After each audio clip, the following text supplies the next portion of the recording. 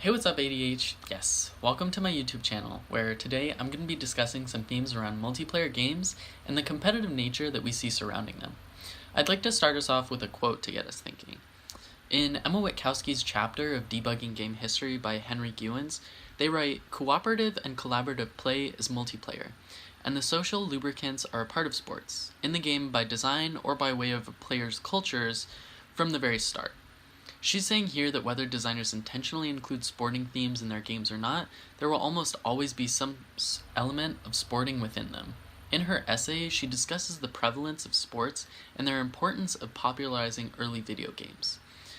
Her claims are certainly valid, but I want to discuss some of the other effects that treating video games as conventional sports could be causing within the gaming industry and in wider gaming communities as well. I'll be discussing this over some gameplay clips that I found of a variety of multiplayer games, so you don't have to stare at my face the whole video. Let's get into it.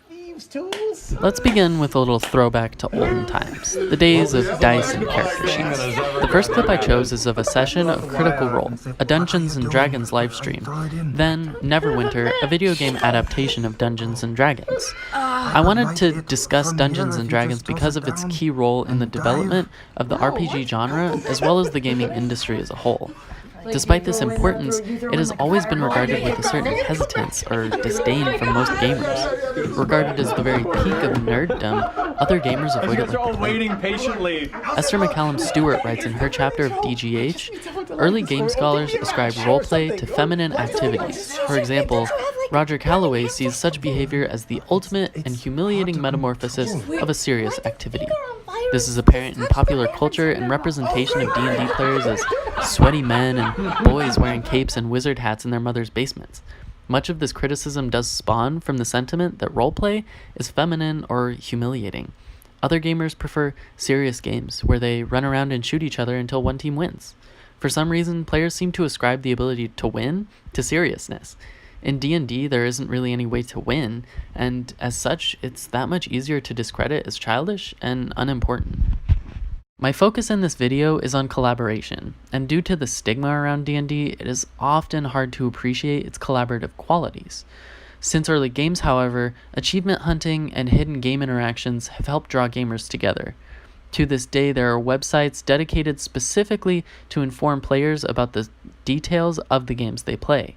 Locations of items in games like Dark Souls, locations of rare Pokemon in these games, even how to unlock fighters in games like Smash Bros, in which players must complete specific requirements to unlock playable characters. These are all examples of positive ways for players to come together and collaborate. So what am I so worried about? I'll get there soon. Of course, some forms of collaboration are less direct, with modding for example. Modding has been a huge part of the evolution of the industry and led to some of the most popular games. Dota 2 is one of the oldest MOBAs around, and began as a mod to a Warcraft game. This innovation led to other games such as League of Legends, which has become a worldwide sensation with competitive teams from all over the world. In his chapter of DGH, Hector Postigo states that modders, by design or by consequence of their productivity, add dimensions to the structure of the industry. League of Legends is a great example of this. Another example is a new battle royale style game called Spellbreak, which puts players into the role of a mage as they fight to the death in an ever-closing area of play. While not well known, this is a great example of the ways that modding can serve to progress the gaming industry. Now I want to talk about game culture, but what game culture exactly is depends greatly on the context, and making the distinction is very important. In the game culture chapter of DGH, the author states that as important as it is to understand what game culture means in any given situation, giving attention to the consequences of its use is necessary. Despite what we mean specifically when we say the words game culture together, it is vital that we are aware of what we say and how it affects that culture. I mention this because I want to discuss some of the negativity that seems so impossible to avoid in gaming culture. Most anyone who has played a game with competition between players can tell you that trolling and flaming are real. Sometimes one is in response to the other, but other times players might just disagree on something and begin a spiral of negativity. In games with competitive features and ranking systems like Overwatch, Counter-Strike, or even more casual games such as Dead by Daylight, players might experience these things.